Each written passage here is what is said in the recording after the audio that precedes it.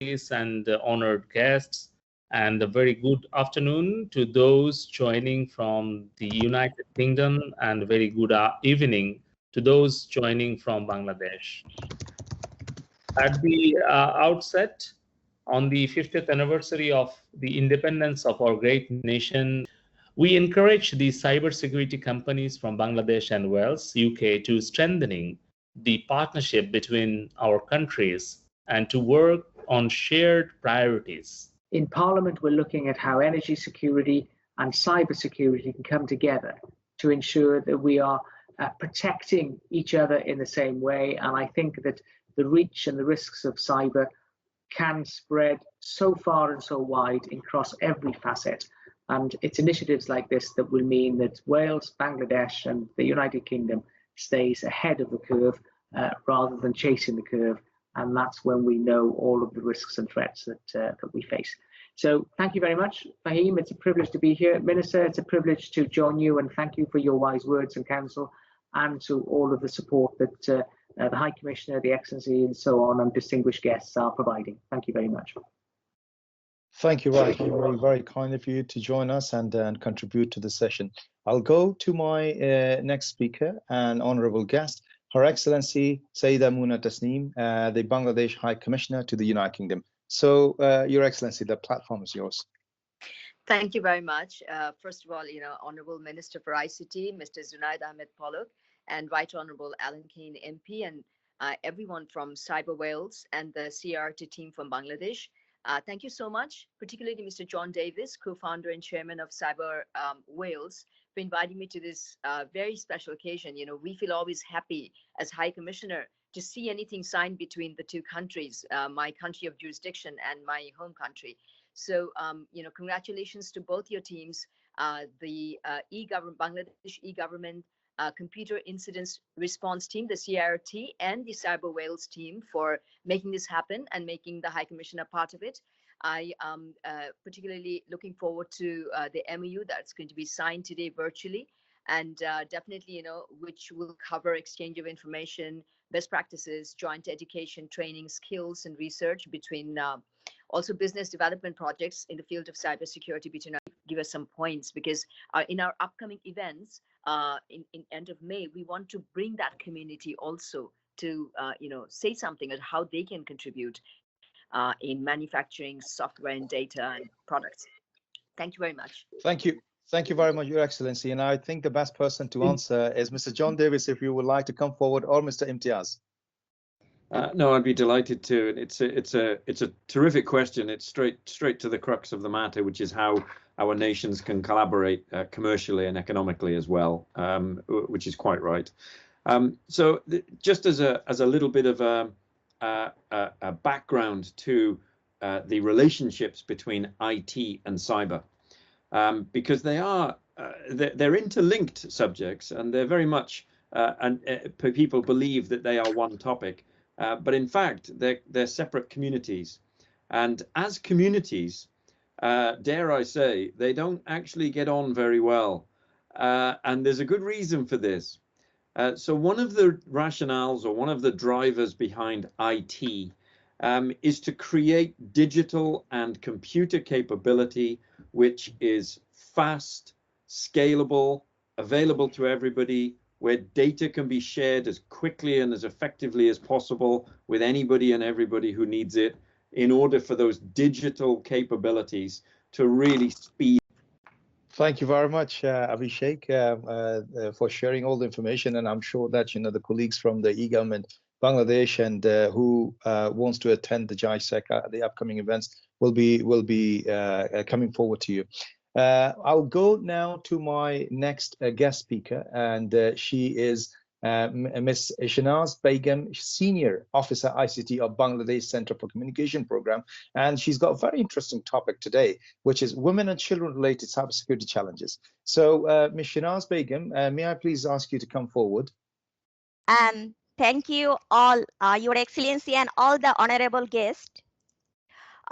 I'm Shanaz from Bangladesh. I'm welcoming you, all of you, to my session, Women and Children Related Cybersecurity Challenges. Hope you all will enjoy it. Cybercrime is broadly defined as unlawful and illegal activity that involves a computer, another digital device, computer network, and so on. It may be carried out by individual as well as by organizations and vice versa. Cybersecurity challenges has actually no gender biasness, but everybody is vulnerable. Women and children is more vulnerable.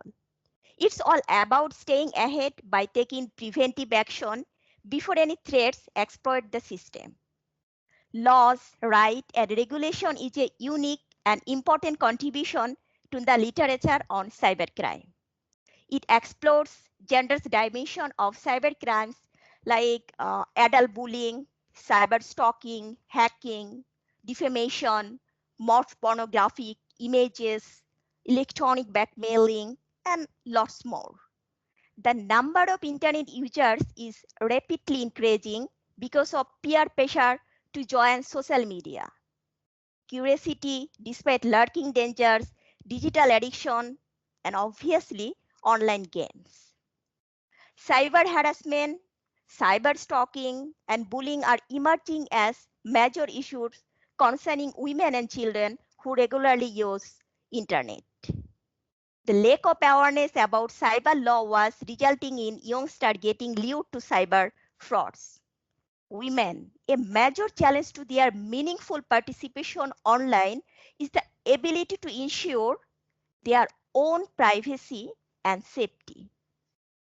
Now I will define some cyber crimes which women and children faces mostly. We all have heard about cyber stalking. Cyber stalking is a technological harassment directed toward a specific individual using electronic devices. Cyber stalking may take place in different forms like gathering victims' personal information, hacking into online accounts, placing orders for deliver in someone else's name, spreading false rumors, threatening harms through emails. Sometimes cyber stalking can cause extreme distress for the victim. It can impact their career, personal relationship, and quality of life. Oftentimes, victims do not know who the perpetrator is and start wondering if they are being watched or followed. The common denominator among cyber stalking cases is that they are typically against the law, unsolicited by the victim, and unrelenting. Cyberbullying take place over digital devices like our cell phones, computer, tablets. It may occur through SMS, text, apps, or online in social media.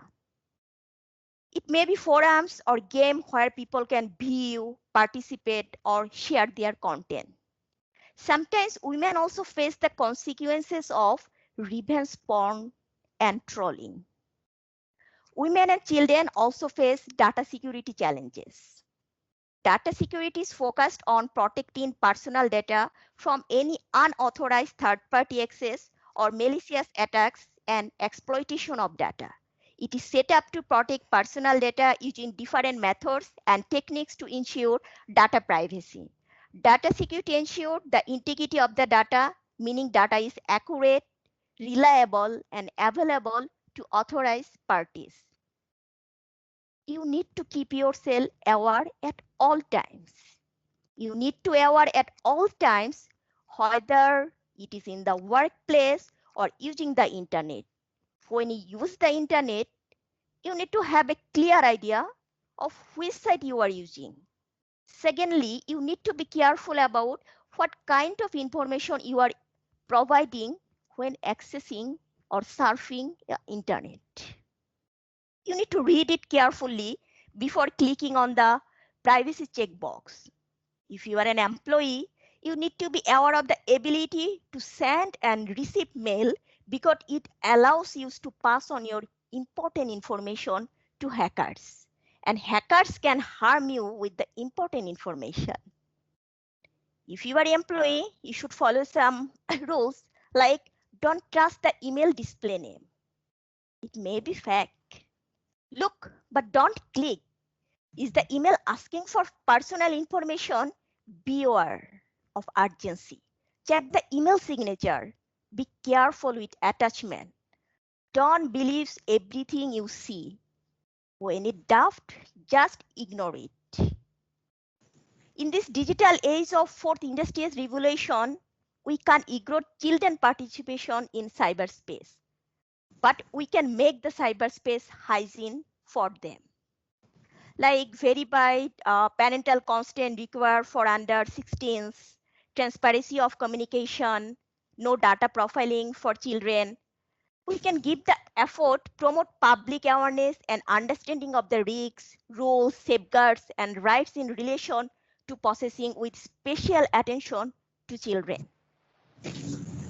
You have to make kids aware that what the send can offend. Discuss with kids the type of messages and images that can cause harm to others when sent. Teenagers often walk a fine line with what they do and say to each other offline, yet it is relatively harmful. So you must teach them to think twice before you send something to internet. We have to remind kids that cyberspace is a very public and permanent forum. A text message or image sent to just one person can be passed to potentially unlimited number. It's not unicast, it's just broadcast. Once they are sent, they are almost impossible to erase or take back. Dear kids, create online passwords like your piggy money box key that never share. Teach kids to keep password guarded at all times. Young people can be incredibly trusting for each other, which is to be encouraged. However, there are some things such as online passwords that they don't be shared, but even with their best friend. We have to block bullies. We have to teach kids to block bullying messages. They can filter out messages and addresses online. Similarly, they can block text messages from bullies as well. Don't reply to harassment. Bullies can retain proof of your response, which can further be spread around. Besides responding to bullying behavior, offense simply encourages the bully to continue. Save the evidence. If the kids are bullied, they should keep the pictures and offending messages. This can be used as proof if the bullies are brought to justice. Just a little bit something I told for the kids that don't share anything. But when you are a victim, I repeat, when kids you are a victim, share someone. The indigenous part of bullying is that kids on the receiving end often don't seek help, as they think there's something wrong with them. Talk with the kids about going trusted adult when they feel their rights or safety have been violated. They should, with your help, report online bullying to the appropriate service provider. Last but not the least, we need to keep ourselves always up to date, day by day cybersecurity awareness. And we need to keep an eye on our kids. Thank you. Now go back to Fahim Azhar. Thank you very much, Ms. Shanaz Begum. You know, it's very nice to hear, especially you have highlighted when it comes down to cybersecurity, you've highlighted a very important topic, which is women and children. Here we are. So hopefully everybody is now seeing the Cyber Wales website.